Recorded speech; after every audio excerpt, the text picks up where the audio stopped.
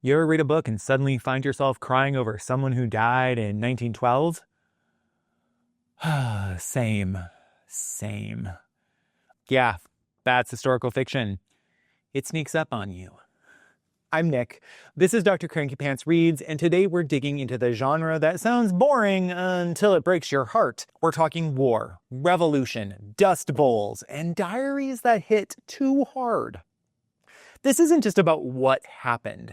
It's about how it felt, and how maybe, if we're still paying attention, it feels that way now.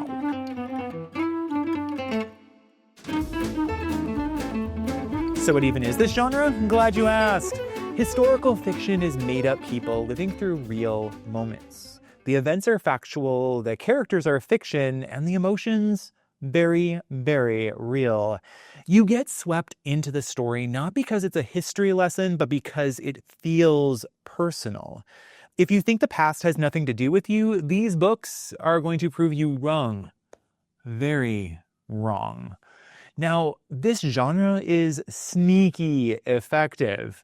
Now that we've got a definition, let's talk about that impact, shall we?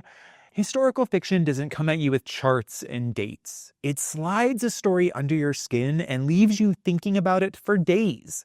Because you're not just learning about the Great Migration, you're following a kid who had to leave everything behind. The genre works because it turns history into something you feel, not just memorized. It's important to remember, though, that history isn't just a backdrop. Because here's where the craft kicks in. The setting has to feel lived in. Not like someone Googled olden days and called it a day. That means clothes, food, slang, fears, dreams. All of it has to make sense for that time period. But also, the story still has to move. It still has to matter. Bad historical fiction is a museum exhibit. Good historical fiction is a time machine with feelings.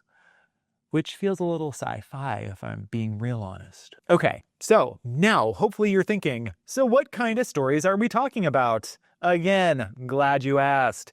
This genre comes in all kinds of vibes. There's biographical fiction, famous folks with dramatized inner lives, as well as adventure stories, danger, secrets, survival, set against major events. Additionally, you'll find books about global perspectives. The world's a big place, and these books, they remind you of that. Also, coming-of-age stories, because growing up during hard times makes for high-stakes choices. Additionally, you'll find books with a theme of social justice running through them, or stories that show systems and how people fought them. There's also quite a few historical fiction mysteries, where there's historical settings, but modern suspense. You may find something unique in historical fiction about a dual plotline. One kid's going to be in the past, the other in the present. Threads are going to get pulled. As well as speculative what-ifs. And this is where historical fiction and sci-fi get together and say, let's have a party. Here you're going to find alternative endings, parallel histories, and big, bold questions. These aren't all dusty and dry, but rather juicy, risky, and deeply human. Seriously, one of my favorite genres. But let's talk about something, because I am old, and it is shocking to me when I see 9/11 count as history. Let's talk through my existential crisis, shall we? Because that's really the timeline elephant in the room. Historical fiction doesn't mean way back.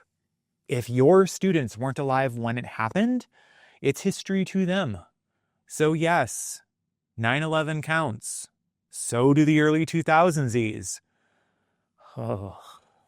It's all about perspective. And their perspective is going to be different than yours. So, now that I have material to talk to my therapist about, let's shift some gears. You're going to teach this genre. So, how do you know that a book actually works? You're going to want to look for characters who feel real. not like paper dolls and costumes. You're going to want a setting that's baked in, not sprinkled on. If it could happen anywhere at any time, that's not great historical fiction. That's a Hallmark Christmas movie. You want a plot that moves and emotions that land, and no awkward history dumps in dialogue, please. Gee, Sally, don't you remember the Louisiana Purchase?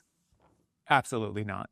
We are not here for that. We are not here for that life. So let's zoom out, because historical fiction helps kids develop empathy, recognize patterns, and ask better questions. It invites them to look backward so they can see the present more clearly.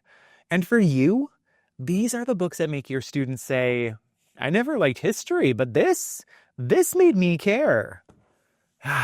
Mission accomplished. So historical fiction isn't about dusty facts. It's about living, breathing people who once stood where we stand now. And if we listen closely, we can still hear them. So with that, we've moved through all of our genres. I'll see you in the next one.